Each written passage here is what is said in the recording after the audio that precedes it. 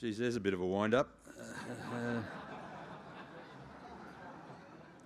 All right, I can't do that, I can't do that, I can't do that.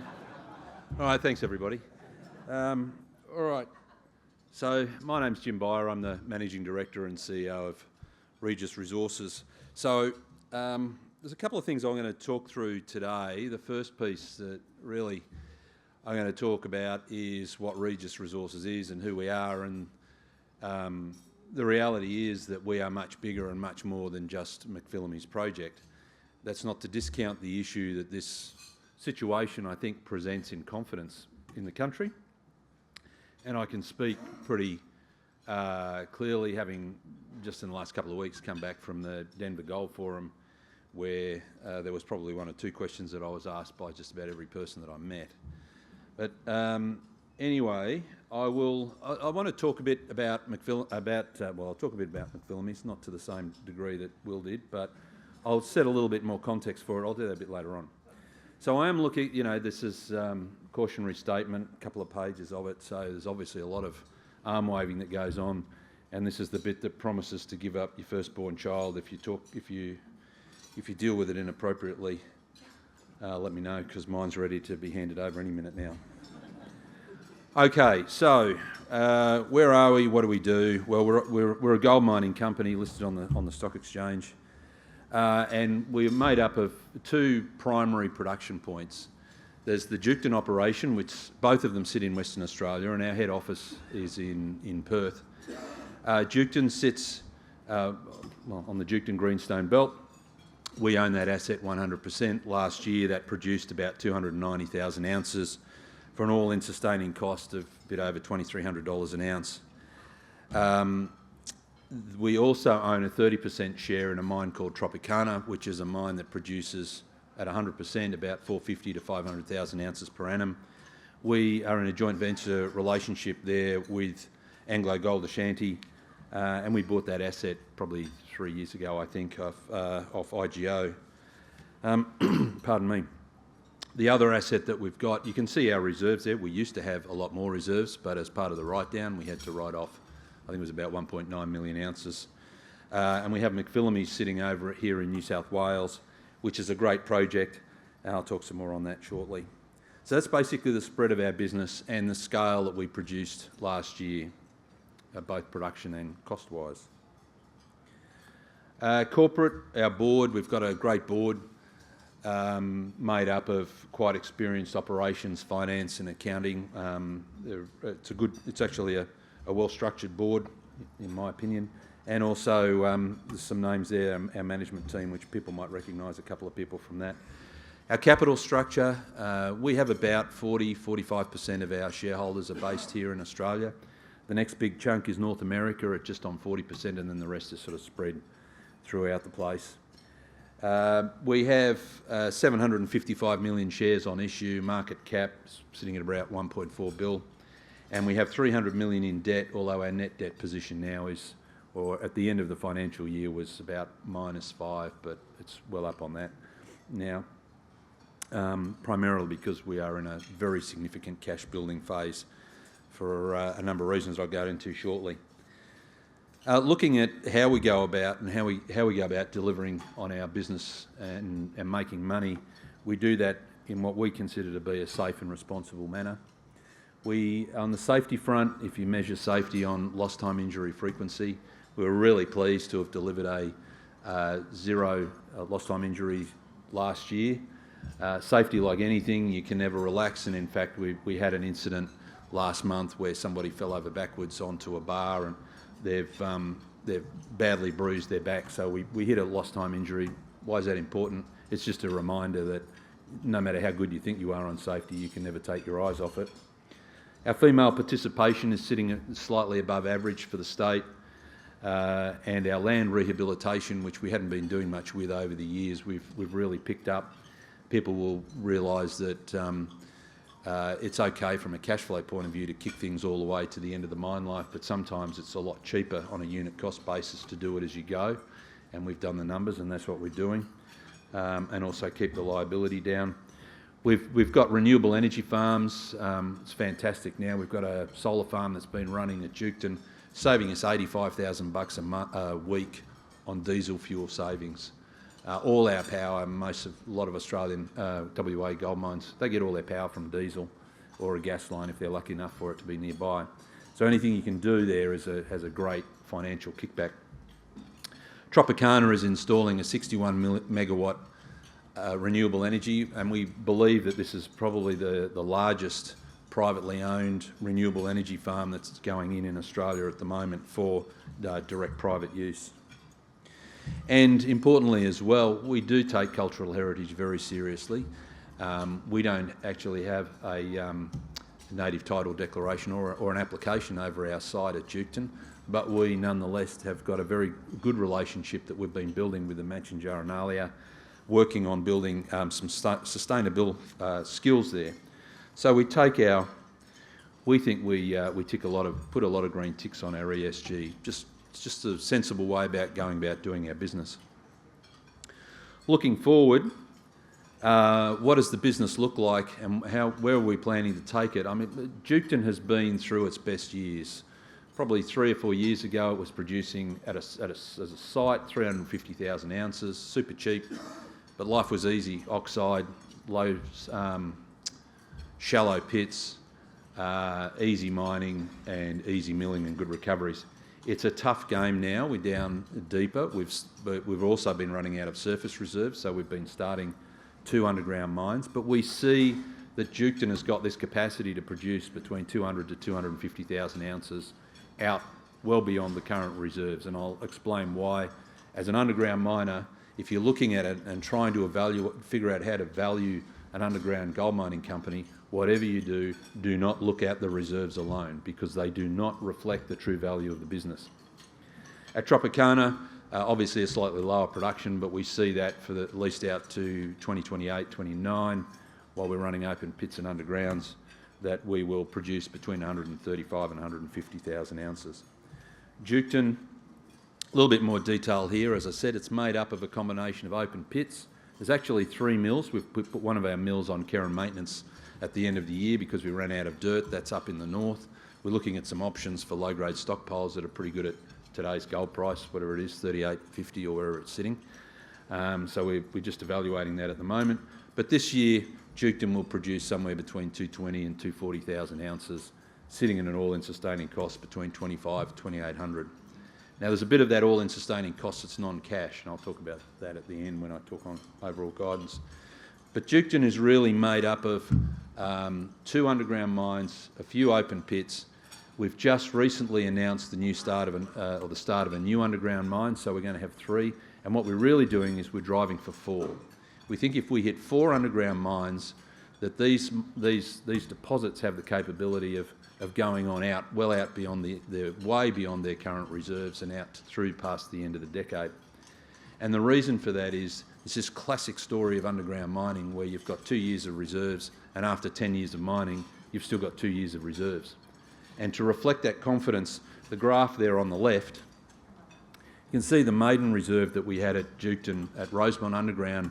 When we first kicked it off, it had about 123,000 ounces. And here we are, whatever it is, 4 or 5 years later, our reserves underground at Duketon are now 335, so nearly 3 times as many reserves. But not only that, during that time, we have produced 250,000 ounces from underground. That's the underground story for gold mining. That's what we look at, and we can see that perpetuating.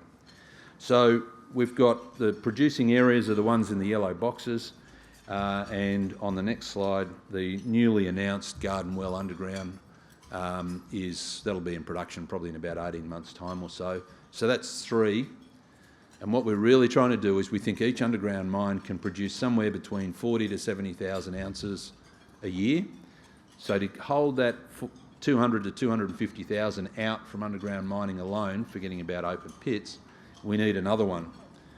So at the moment, we're sitting on at least 3. These are the ones that are sort of sitting at the front of the stove that we're trying to see whether we can cook them into a nice souffle or whether they burn in the pot. But Tooheys is a pit that is very similar geology to Garden Well. That's got some great intercepts in there that you can see. I can't because my glasses can't read that far, but there we are, 7.9 metres at 2.5. That geology is the same as Garden Well, so we see that continuing on, so that's got great potential. Ben Hur on the bottom left, that's a mine that we've been producing from now for probably a year and a half. Some spectacular intercepts sitting underneath that to go underground. 3 metres at 17.8, 1.6 metres at 26.5. They're really, we've just got to put enough holes in it to hang it together. And then we've got another one called Merlin, which is a greenfields piece of work, which has got both underground and open pit potential. So do we think that we can get to 4 underground mines to sustain that 200 to 250? We're certainly pretty confident of it. We haven't got it yet, but that's where we're heading, and that's the direction that we're driving Duketon. While at the same time, exploration-wise, we're looking for a new open pit, maybe 500,000 ounces. At Tropicana, it's a very similar story. Trop has one production from one big pit called Havana and 2 underground areas called Boston Shaker and Tropicana. And we've just, about a couple of weeks ago, announced a 3rd new underground area starting production, which is Havana Underground. Now, Tropicana has seen exactly the same story on underground reserves growth as we saw at Duketon. You can see the slide on the left.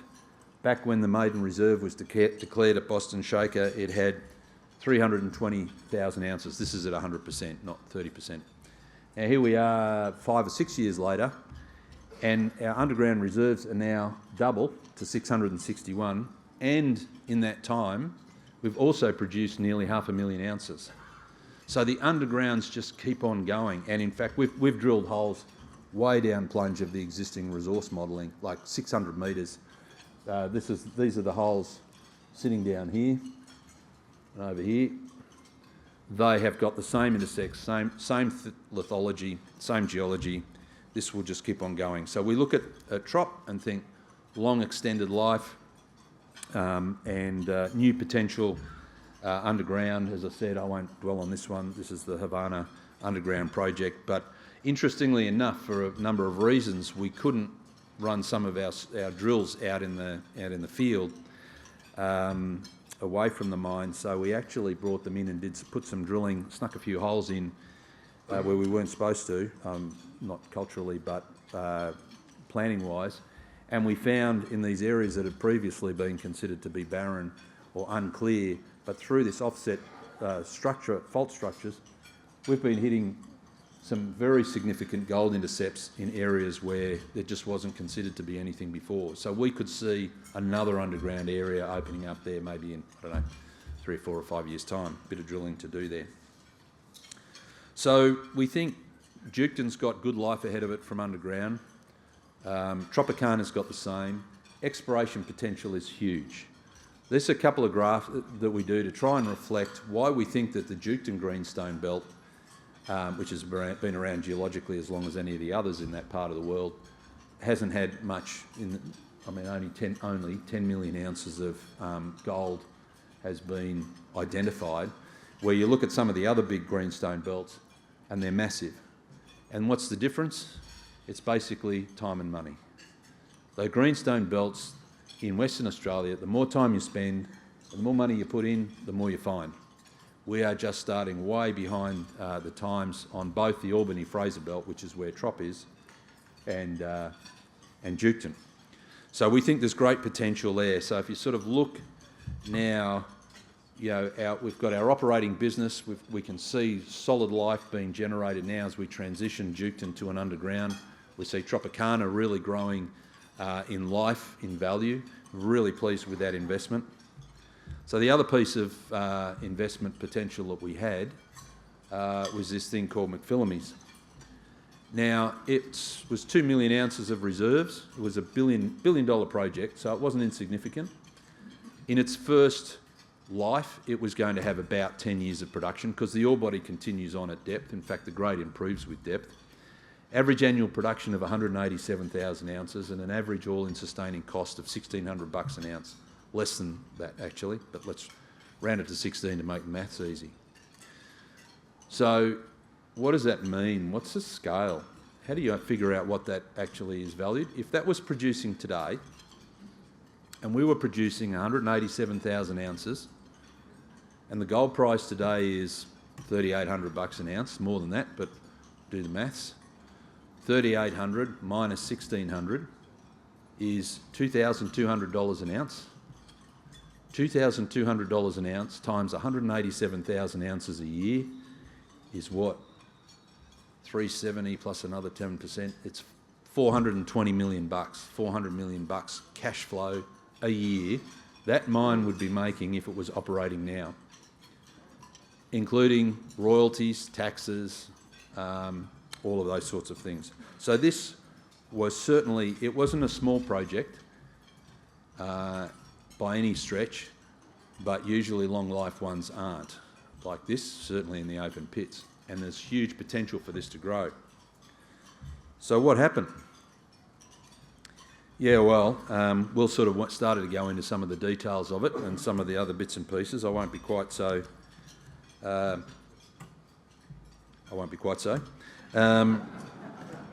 on the 16th of August, and one of the important things is about this situation, I mean, nobody likes it, right? But the fortunate part about it is it's actually put the issues that the industry is facing into the spotlight for the general community.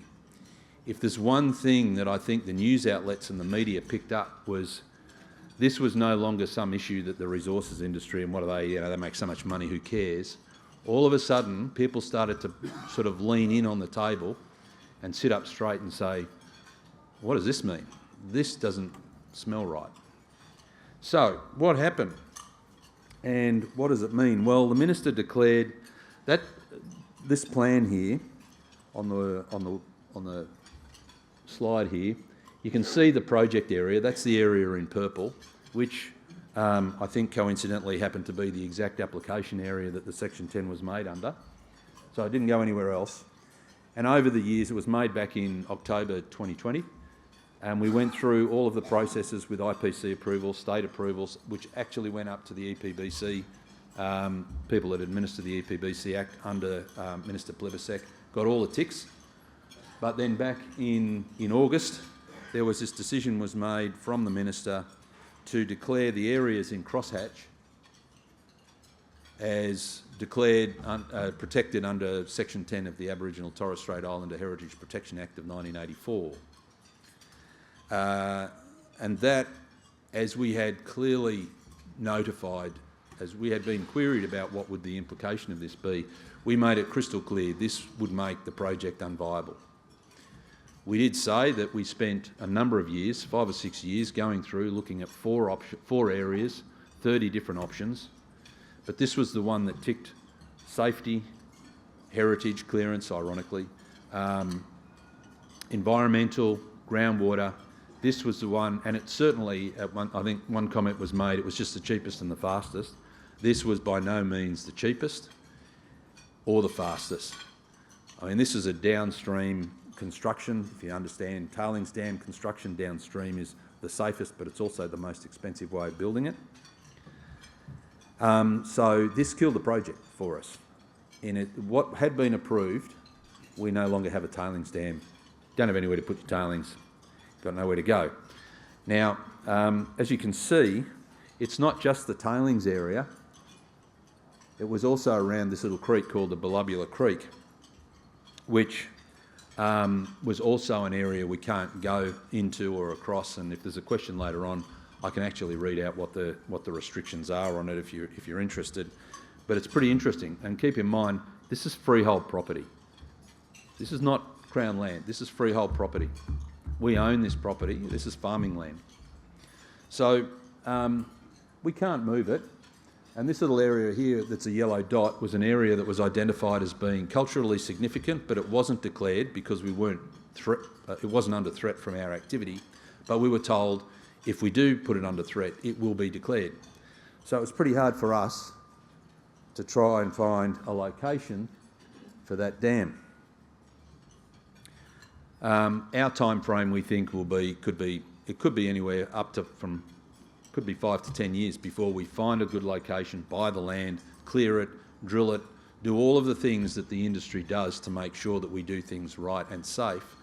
You know, it has sort of been a little bit of an interesting conversation with some people, because I sit down and they say, oh, surely we can find another tailings dam quickly.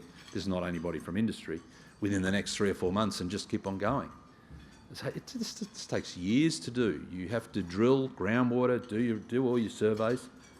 It is not a throwaway piece of ease to find a new location. So, and this is the last slide of this little story. This was the area of trying to find how difficult can it be. The project area is 2,500 hectares, and the area that was being designated as Section 10 was 400 hectares. That leaves 2,100. It's easy. It's just cardboard cut out and you'll find somewhere to put it. Well, can't put it over the ore body, obviously. Can't put it here, because that's the rock waste dump. Can't put it here, that's the process plant. We could remove the process plant, but can't put it there. We can't put it over here, because this is in the way. We can't put it here because the umbilical cord of the river is running right through. In fact, under the declaration, we can't traverse this. So even if we could put it over here, at the moment, we don't think we can even run our pipes over the top to get to wherever the tailings dam is. So we are doing a lot of work at the moment to, number one, understand our legal position on this decision, and number two, hope for the best, try and see if there's a legal way through it, plan for the worst, find a different way, find a new location for the tailings dam and get to work on that. So there are our two streams of work. So wrapping up, this is the company. As I said at the start, we are not a single asset company. We are not going to be defined by the woes of McPhillamys. We are actually an extremely strong cash generating business. We will this year produce between 350 and 380,000 ounces of gold. You can see the all-in sustaining cost range. Keep in mind that the all-in sustaining cost has about $150 worth of non-cash costs. AISC is not an accurate, it has accounting movements in it, so don't think that it's a cheap and easy way to calculate cash flow. You have to make sure you're looking at the right numbers. And we've got the growth capital that we've got sitting in there is for our two new underground mines, and there's a little bit, there's about 10 million bucks we put in for the Havana project. And you can see the amount we're spending on exploration. So that's the outlook for the company. That's giving you a picture of where we've, not so much where we've come from, but what our business looks like, where we're based, how much we produce, our cash generating capability. I mean, if you've been following the Regis story, we had a hedge book that was absolutely debilitating for a number of years. We had over 400,000 ounces hedged at $1,571 an ounce, Aussie. It was just killing us. If anybody ever asked why we stopped paying a dividend, it's because we had to start selling into the hedge book.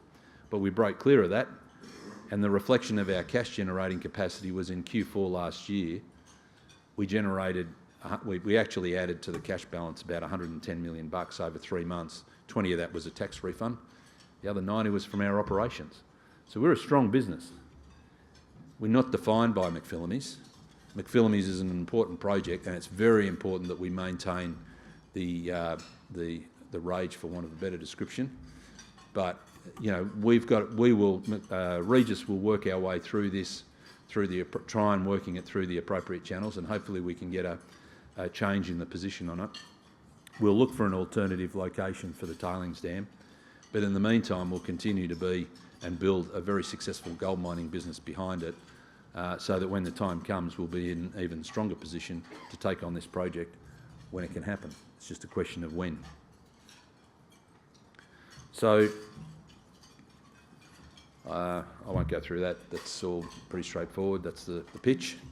Hopefully you understand a little bit more about Regis as well as McPhillamys, and I think there's a Q&A after this where if anybody's got any questions, I'll think about answering them.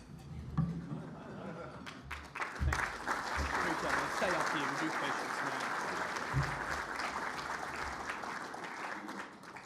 I think we'll do some questions straight away, why not? And then we'll go straight into Jason Burton from Polar X. Does anybody have any questions? Yep, just one question though. Can we get the microphone? Thank you. Okay, so I've just got one question in two parts. Let me get my pen out. The first one is, now you're making all this money, when are you going to start paying dividends again? That's a nice and easy one. The second one is on Tropicana. I seem to recall on the original Tropicana there was a concept of having a second mine to the south, as in a couple hundred K away, I think, from memory. And otherwise there are a few satellites that could come into the north. Yeah, okay, your first question, which is around capital management, and you're right, we certainly go from generating very limited cash to significant. The board's looking at how we deal with that and what our plans are for that. Obviously, one of the priorities up until whatever it was, the 18th of August, was to put ourselves in a position to develop McPhillamys. Our position now, unfortunately, we've got many more options in front of us. Will we return some as a dividend? Will we undertake a share buyback?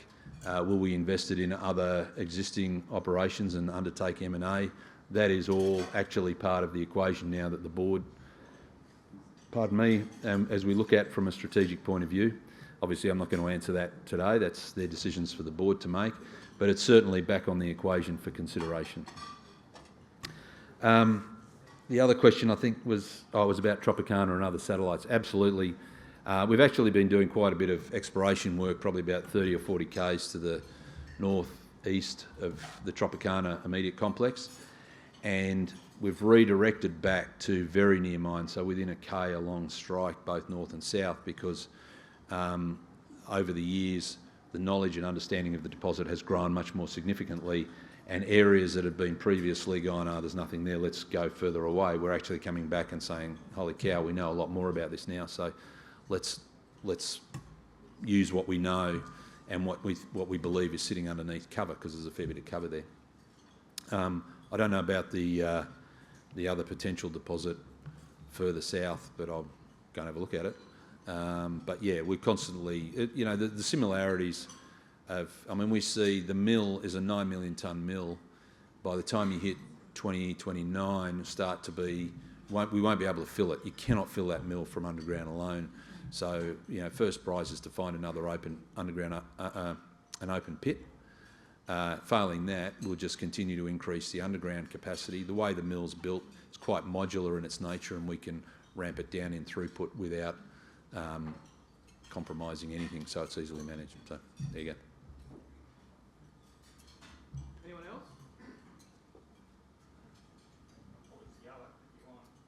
It's all right.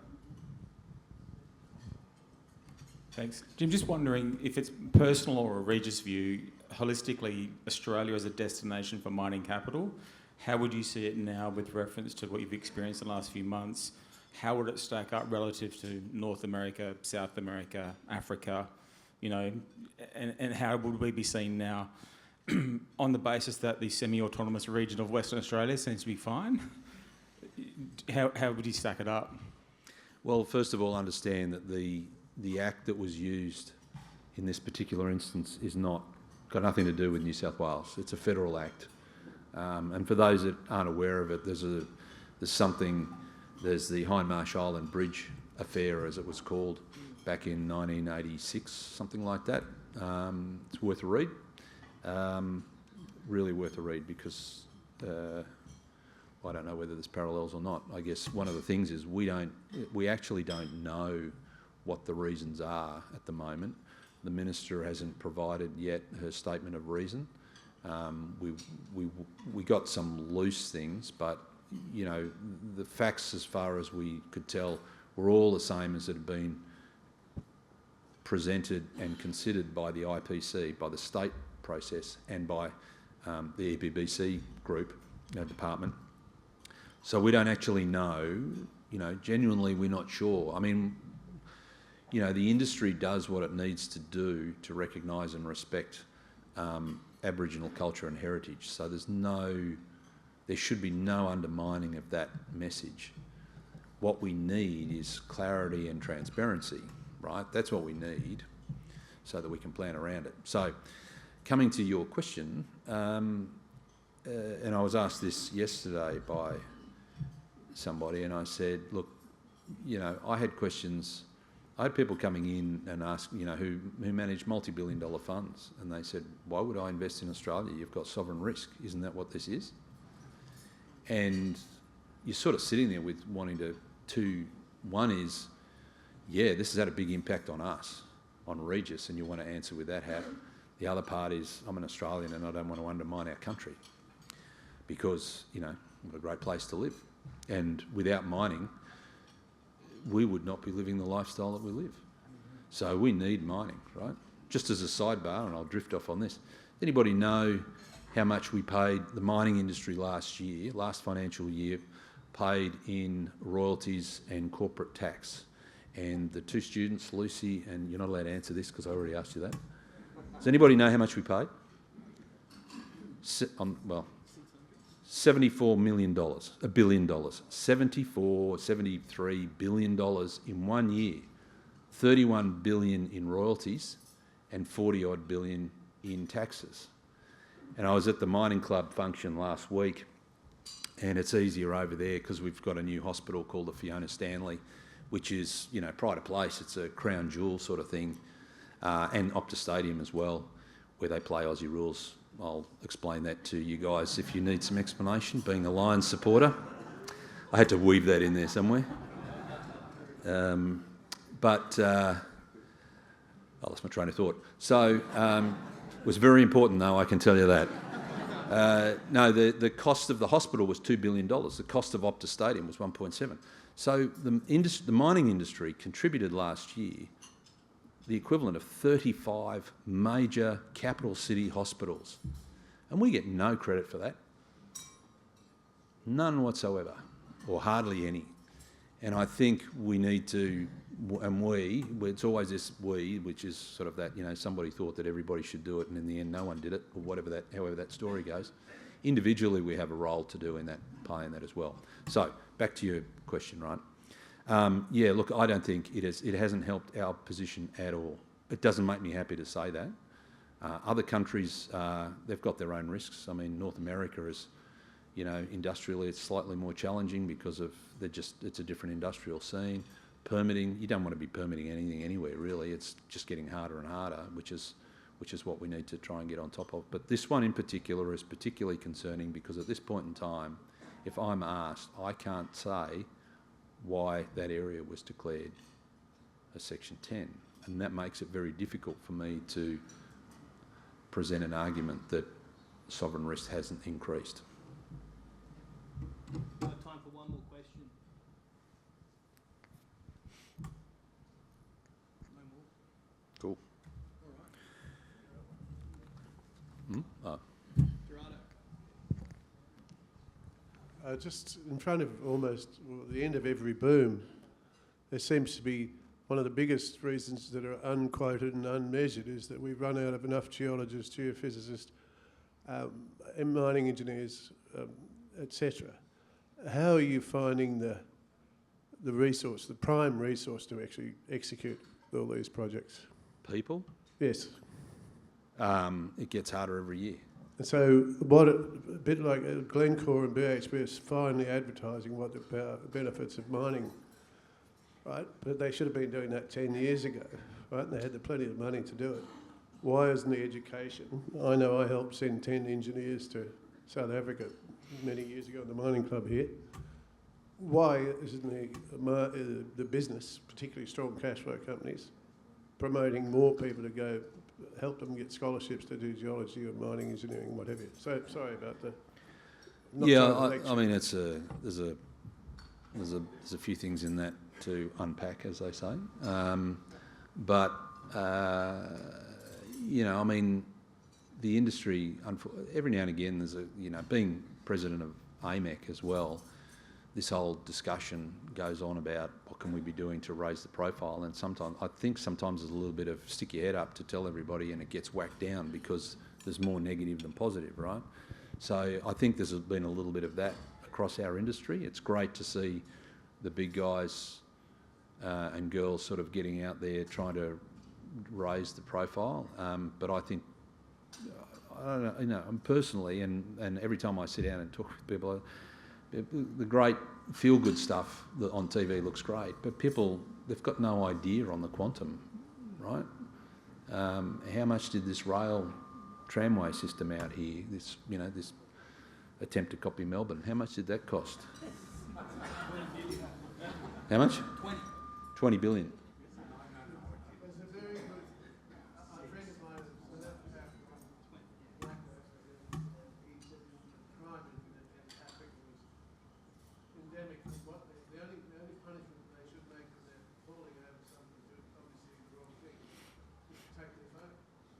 Take your phone, yeah.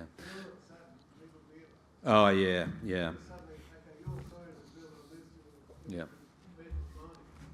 Yeah, I mean, I think coming back to your question, we just need to, each company needs to do what it can to scholarships, jobs, vacation work. I mean, one of the initiatives that, when I was a young undergraduate, a while ago, I worked for MIM, which is where this tie comes from, as a VAC student in Mount Isa. And back in those days, Mount Isa employed over 200 students over Christmas. It was absolute bedlam, chaos, and heaps of fun. But what they did was, their policy was, anybody who works within the company who has a kid that's doing tertiary education, regardless of what it was, they gave them a job. They gave them a job over Christmas. And actually, it was, number one, it was a great attraction for the parents who were working there. But number two, what it also did, it exposed a whole bunch of people who would never have been exposed to mining. It gave them a bit of time in a mining town, and it gave them a bit of time in an industrial place. And that was a really important part. And it's actually something we're trying to do at Regis. It's just a little bit to see what we can do, because it's not the, people who are already studying. We need to be working on everybody, and we just saw that as being an opportunity. So, scholarships, support. I mean, jobs. Kids want jobs. Parents want jobs for their kids. That's target the parents. That's an important part as well. Anyway, I'll leave it at that. Thanks. Appreciate it.